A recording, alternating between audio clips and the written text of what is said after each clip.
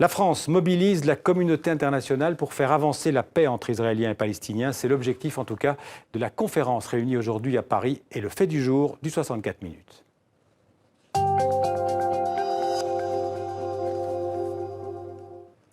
Ramener la paix au Proche-Orient, un fameux défi, le processus de paix est mort, mais François Hollande a lancé un appel pour que la communauté internationale se mobilise pour aboutir à un règlement, a-t-il dit, définitif de ce conflit israélo-palestinien. Preuve que ce sera difficile, les plus concernés ne participent pas à cette conférence. Aucun représentant israélien ou palestinien n'a fait le déplacement à Paris. Le point avec Philippe Randrianarimanan.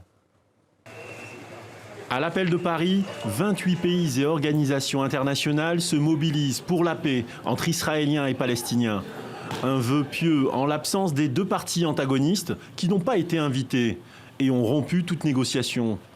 La France veut réanimer un processus de paix au point mort sous l'égide de la communauté internationale pour une solution à deux États compromise par les violences meurtrières et l'accélération de la colonisation israélienne.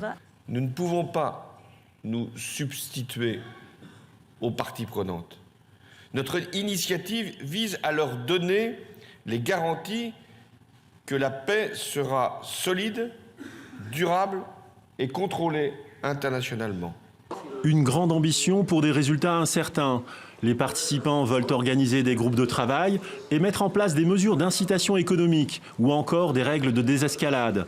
Objectif, réunir Israéliens et Palestiniens dans le cadre d'une conférence internationale avant la fin de l'année. Initiative louable, sauf pour le Hamas palestinien, maître de la bande de Gaza, mais aussi Israël, qui rejette catégoriquement le principe d'une implication internationale. Dominé par la droite et l'extrême droite, le gouvernement de Benyamin Netanyahou plaide pour des négociations directes avec les Palestiniens. Il ne cache pas son mépris vis-à-vis de l'initiative française. Si quelqu'un souhaite résoudre un litige avec son voisin, il ne se rend pas à Paris et il ne demande pas l'aide du Sénégal. Il parle directement à son voisin. Dans ce conflit vieux de 70 ans, Paris espère ouvrir un nouveau cycle en faveur de la paix. Une gageure vue de Washington qui avait échoué à aboutir à un accord israélo-palestinien en avril 2014, après 9 mois d'âpres négociations. Alors pour évoquer cette conférence de Paris, Slimane Zeguidou, notre éditorialiste, nous a rejoint. Bonsoir Slimane. Bonsoir. J'ai une question à la fois très simple et très compliquée. Pourquoi le conflit entre Israël et les Palestiniens n'est toujours pas réglé après plus de 25 ans de sommets, de discussions, de processus de paix? D'accord intérimaire. Et c'est d'autant plus paradoxal que c'est un des plus vieux conflits du monde et c'est le seul conflit dont les fondements juridiques et les conditions de sa solution font l'objet d'un consensus international, c'est-à-dire de résolution de l'ONU. Deux États.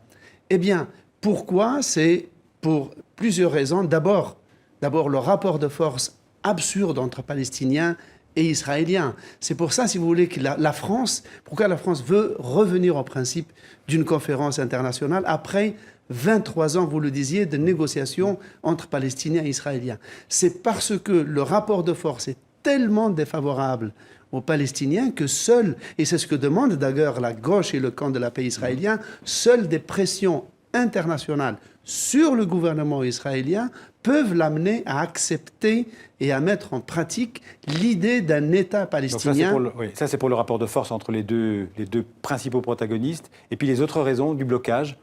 Alors, les autres raisons du blocage, c'est que d'abord, on a une autorité palestinienne qui n'a jamais été aussi faible et divisée entre Hamas et Cisjordanie, avec le Fatah en Cisjordanie. Et surtout, on a un gouvernement israélien le plus à droite qui ait jamais existé dans l'histoire de l'État. Et ce bloc des droites refuse catégoriquement l'idée d'un État palestinien. Aujourd'hui même, un des membres de cette coalition a déclaré que si le gouvernement israélien accepte l'idée même d'un État palestinien, il quitterait la coalition qui s'effondrerait. Alors à quoi peut bien servir cette conférence de Paris? Eh bien, pour rappeler que ce problème existe et elle a été organisée en fait parce qu'au début, la France menaçait, entre guillemets, le gouvernement israélien de reconnaître l'État palestinien si le statu quo n'était pas modifié. Quand Manuel Valls est parti le mois dernier en Israël, il avait, pour lancer cette conférence, afin de ne pas reconnaître l'État palestinien, Benyamin Netanyahou a refusé et cette conférence est une ultime tentative de la France de donner une chance à ce processus de paix. Merci Slimane.